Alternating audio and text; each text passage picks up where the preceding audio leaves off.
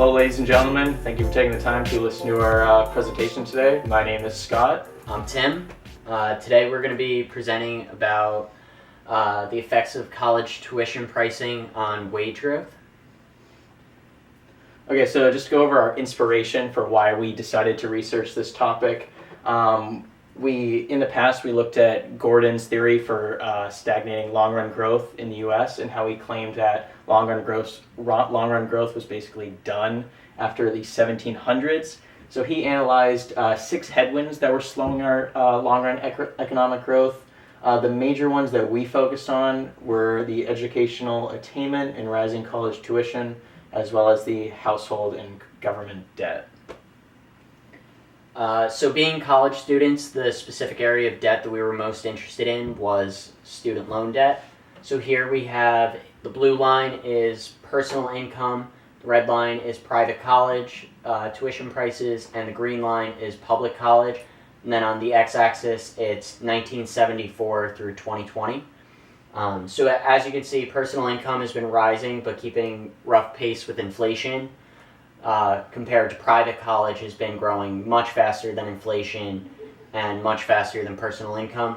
Public college, interestingly, has been relatively flat, keeping about pace with personal income and inflation. That'll definitely be important to our research in whether or not the government should be supporting the government should be supporting higher education as a policy. So why does this matter? Why is this research important? Well, the main gist of this is that with rising student loan debt, it pushes off consumption for not only the debt bearer or the student taking on the debt, but also the household. And currently in the U.S., 70% of GDP is attributed to consumption. So if we continue to push off consumption, it's going to create a feedback loop for future generations, which is going to strongly hurt both wages as well as long-run growth. So to analyze this, we're hoping to run a time series linear model. So we'll have a bunch of different control variables. Scott will go into more detail on those on the next slide, but there are many of the things you would expect, like labor force participation rate and unemployment, as well as education-related variables. So the data we're going to be using, like from the slide before, is from the 1970s to the present. That's to give us a wide enough time interval so that we have a reliable model. This is even more challenging than a lot of time series models because this data is annual, since it has everything to do with tuition prices, which work on an annual basis. So ultimately, we're hoping to determine if rising student debt is putting negative pressure on wage growth for both high-income earners and who have college educations and a wider group of workers.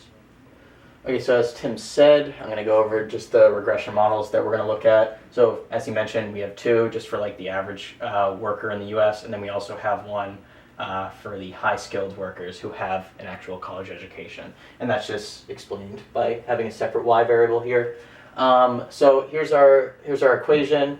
We have the education cost as our main x that we're looking at. We're going to be using an alpha of 0.05 to determine if it's significant or not. Labor force participation rate, GDP, unemployment, the percentage of the population that holds a bachelor's degree, the median interest rate for that year, which is important for taking out loans, and also the error term.